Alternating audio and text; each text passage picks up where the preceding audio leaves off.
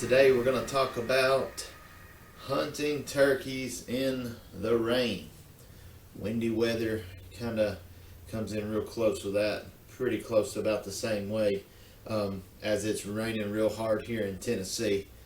We're 2 days away from the youth hunt weekend, which I hope to catch you guys some footage of my son and doing a little hunting. Calling for rain, so I went ahead and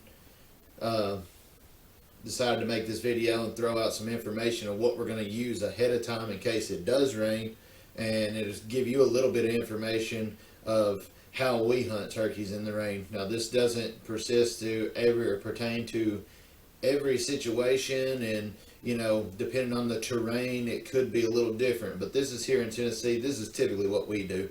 So the first thing we're going to talk about is how to hunt the turkey in the rain.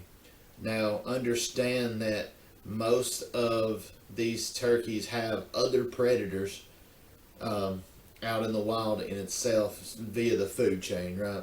So the first two things they're going to be the most curious and the most cautious about is their hearing and their sight. They know that it's dumbed down with the rain falling. So that's the first and foremost thing. So you're not going to typically find them in that thick hardwood or brushy situations that you normally would find them go to the top of the hill and strut unless it's really open up there. But even then, they usually won't go up there. They'll go out, hit these edges of these fields, and get in the open where they can see plenty far enough, and they can at least, hear just a little bit where it's a little more open so it's not so dulled down. And then next thing we're going to look for is the food scenario. So they'll hit these edges of the field and thoughts of, bugs getting knocked out of the trees or any type of food that they eat knocked out of the trees. So they'll kind of hum around those edges there a lot of times. Turkeys are still going to strut in the rain, okay? That's not going to keep them from doing their thing. they're just going to be a lot more cautious, and they're going to be in a little bit different areas. So you just really got to pay attention to that.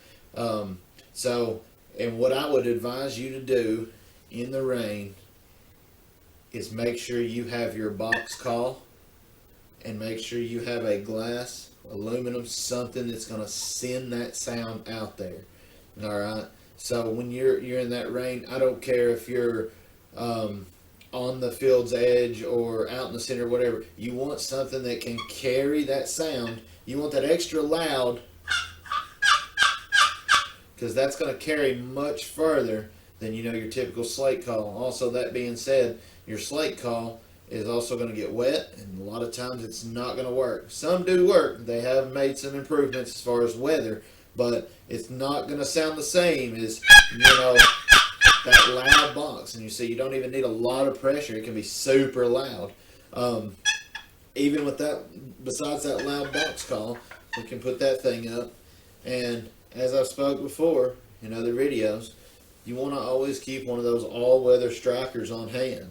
And you can see the sound of the aluminum, whether you want it to cut through the wind or cut through the rain, it sounds a lot different than that nice, soft calling that you need to do on a typical day when it's nice and clear. And as you see right here, we're getting a whole bunch of nothing on this aluminum side. So this is meant for this glass. And you can see that's going to cut through that weather. All right, it's going to cut through that wind. It's going to get out there. Then, I mean, you can really put some pressure into this thing, and you can get that call out there. Whether it just big clucks, or yelps, you're going to get that nice, sharp, cutting sound, and you're going to be able to get it out there.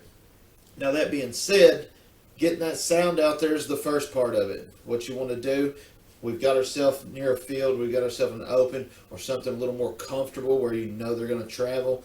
Then we're going to use our loud calls. We're going to get that sound out there. Okay? And then here's the last but most important point that I want to talk to you guys about. I want you to tell you about the timing. Okay? With the timing, you're not wanting to just sit there and call. They may not gobble. A lot of times I've experienced more silence coming in to these loud calls because they're just kind of curious to see. Now, now they're not going to come into that bush a lot of times. They're just going to come and kind of see where you're at. So you might want to make sure that you are on one of those edges kind of set up, because they're not going to try to travel into the hardwood. They're going to keep themselves safe, to keep that hearing and that sight as keen as it can be. Okay, so when you get in those fields, you get those edges, the rain's coming down. The biggest thing is that you want them to be able to hear you without seeing you, and you want to call just a little bit. Now, with them not gobbling, that doesn't mean they're not coming. Okay, so I might call maybe once every 30 minutes if I know that there's one there. Once every hour, I'll break it down, just kind of locate. And then I won't just call right here. I might call over to here, make it sound like the hen's moving.